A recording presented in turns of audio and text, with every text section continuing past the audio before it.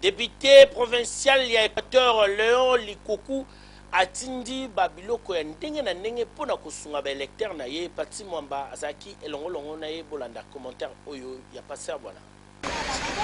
Honorable Léon Bruno Likoku, professeur d'université, député provincial ya province ya Équateur, élu ya Bassan Koussou avec un pas d'idéologie, peu président ya commission page akitaki lelo awa na libongo te fete pona kobimisa biloko ndenge na dépôt ba microscope ba vélo pona ba personnes vivant avec handicap ba mbeto ba matela ba bidon ba kisi pe ba kisi ebele oyo atindi na territoire ya Bassan Koussou de façon que esunga population oyo ba pona ye po ete azala molobeli na bango na kati ya assemblée provinciale ya Équateur avec un partenaire idéologie na suka ya nyonso boyo kandenge honorable Léon Bruno Likoku Alilisa Kilokole.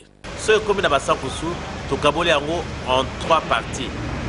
Une partie pour la structure, il y a l'hôpital général de référence de Bassan Koussou.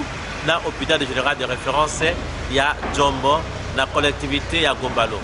Une deuxième partie, on peut savoir pour la structure de santé, il y a groupe Blatenaire, c'est-à-dire centre de santé, il y a Ndeke, dans centre de santé, il y a l'ISAFA.